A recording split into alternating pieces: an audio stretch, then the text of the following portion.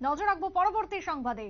খোদ শহর আগরতলার মধ্যে শিবনগরের পিএন বাড়ি রোড এলাকা পিএন দেব রোডে গতকাল থেকে নেই বিদ্যুৎ যন্ত্রণায় নাজেহাল হয়ে পড়েছেন এলাকাবাসী।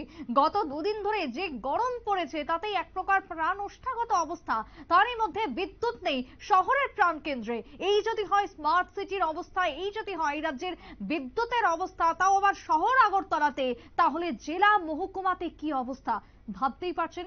রীতিমতো বিদ্যুৎ যন্ত্রণায় অতিষ্ঠ হয়ে পড়ছে গোটা রাজ্যবাসী। সকাল থেকে রাত একটাই অভিযোগ, বিদ্যুৎ যন্ত্রণা। এবং এই বিদ্যুৎ যন্ত্রণাকে কেন্দ্র করে আদৌ কি কর্ণকুহরে পৌঁছাচ্ছে দপ্তর কর্মীদের? বিদ্যুৎ দপ্তরের কর্মীরা কি এখনো শীত ঘুমে রয়েছে? প্রশ্ন উঠে এসেছে শিবনগরের পিএন দেব রোড এলাকার প্রমিলা বাহিনীদের। তারা রাস্তায় নেমে বিক্ষোভ জানিয়েছেন এই গরমের মধ্যে দুদিন বিদ্যুৎ না থাকাকে ঘিরে। কি বক্তব্য উঠে এসেছে তাদের, শুনুন। রাত্রে থেকে আমাদের কারেন্ট নেই। কালকে রাত্রে থেকে আমরা 11:30টার থেকে রাত্র 2টার থেকে 2:30 অবধি আমরা কারেন্টের লেগে বসছি। বাড়িতে অসুস্থ রুগী 4টা অবধি 4টা এই বাড়িতে অসুস্থ রুগীর পরে আসে বাচ্চা, পড়াশোনা সামনে, পড়াশোনা পরীক্ষা সব এরকম। মানে আমরা সবসময় এই শিবনগর এলাকাটা দিয়ে সেটা সবসময় মানে দুদিকেই থাকে, কিন্তু থাকে না এই কোণার থেকে এই কোণা, সবসময় আমাদের লেফট রাইট দুনো দিকেই থাকে, কিন্তু থাকে না এই কোণার থেকে এই কোণ অবধি, এই কোণার থেকে এই কোণ অবধি। এবং আজকে সাংঘাতিকভাবে ইলেকট্রিক অফিসে কল করছেন? হ্যাঁ, অনেকবার বললে যে কাজ চলছে, কাজ হবে।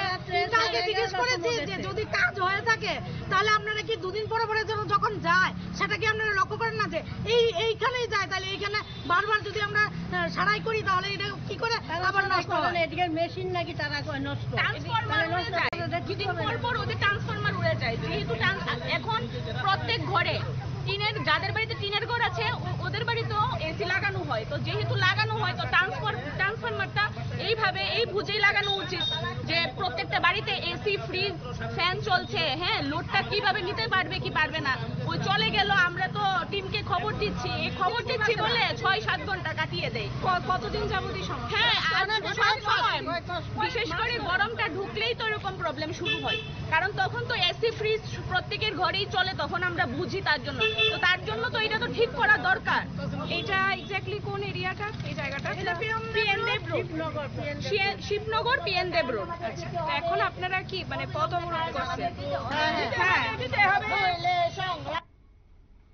প্রমিলা বাহিনীর অভিযোগ আপনারা শুনলেন। আদৌ কি বিদ্যুৎ দপ্তর এই অভিযোগ শুনতে পাচ্ছেন? তারা কি আদৌ পরিষেবা স্বাভাবিক বা পরিষেবা উন্নতিকরণের দিকে চেষ্টা করবেন? বিদ্যুৎ দপ্তরের ভূমিকা কি হবে আগামী দিনে, সেই নিয়ে উঠে আসছে একের পর এক প্রশ্ন গোটা রাজ্য থেকে। এখনকার মতো সংবাদ এখানেই শেষ করব। পরবর্তী নিউজ আপডেটের জন্য চোখ রাখবেন শুধুমাত্র নিউজ ভ্যানগার্ডের পর্দায়। নমস্কার।